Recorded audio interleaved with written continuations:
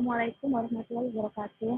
Selamat malam. Perkenalkan, kami dari mahasiswa Universitas Airlangga akan mempresentasikan hasil penelitian kami yang berjudul Analisis Hubungan Tingkat Pemahaman dengan Tingkat Depresi pada Mahasiswa UNER selama Perkuliahan Daring.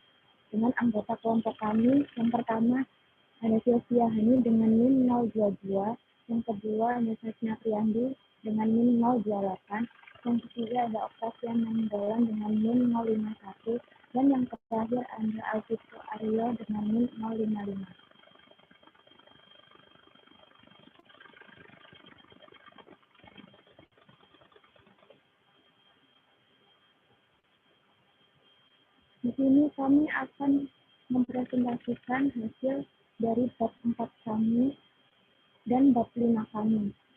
Yang pertama ada bab 4 mengenai hasil dan pembahasan. Berikut adalah gambaran umum dari responden kami yang diperoleh dari 58 mahasiswa UNER, yang diantaranya 31% berasal dari rumpun ilmu sosial dan humaniora, dan 69% diantaranya berasal dari rumpun ilmu sains dan teknologi.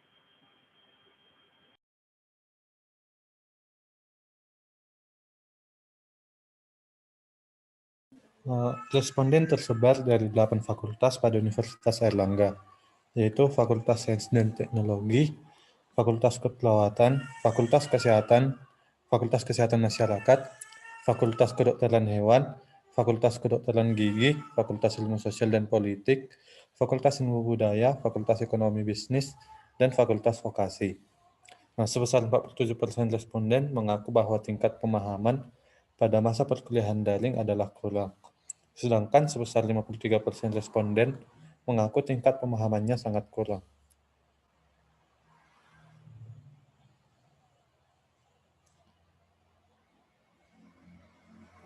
Nah, dari data yang diperoleh, terdapat 22% responden yang tidak terdiagnosis memiliki gejala depresi. Akan tetapi, sebesar 38% responden terdiagnosis depresi ringan dan sebesar 40% responden terdiagnosis depresi sedang. Selanjutnya, bagian analisis data, hipotesis yang diajukan adalah, yang pertama, hipotesis nolnya adalah tidak terdapat hubungan antara tingkat pemahaman dengan tingkat depresi pada mahasiswa Universitas Airlangga selama perkuliahan daring. Kemudian hipotesis alternatifnya atau H1-nya adalah terdapat hubungan antara tingkat pemahaman dengan tingkat depresi pada mahasiswa Universitas Airlangga selama perkuliahan daring. Kriteria penolakan H0-nya adalah H0 ditolak ketika nilai p-value atau di sini asymptotic significance itu lebih besar dari alfa. Alfa yang kita pilih adalah 5%, yaitu 0,05. Kemudian dapat hasil dari SPSS, cross-tabs, beserta uji chi-square-nya, seperti pada gambar.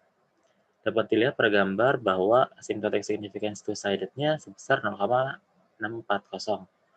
Berarti karena itu lebih besar dari 0,05 atau alfa kita, maka dapat disimpulkan bahwa belum didapatkan cukup bukti untuk menolak H0.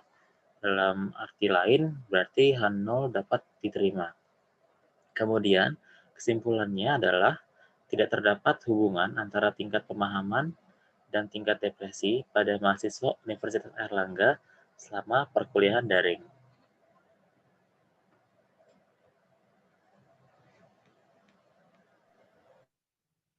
Bab 5 tentang kesimpulan dan saran.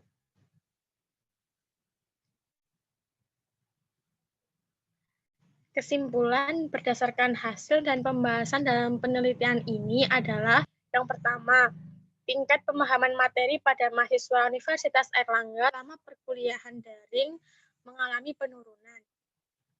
Yang kedua, banyaknya mahasiswa UNER yang mengalami gejala depresi selama perkuliahan daring.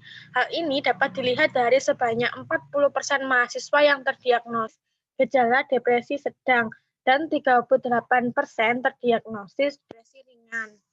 Yang ketiga, tidak ada hubungan antara tingkat pemahaman materi dengan tingkat depresi pada mahasiswa UNER selama perkuliahan daring.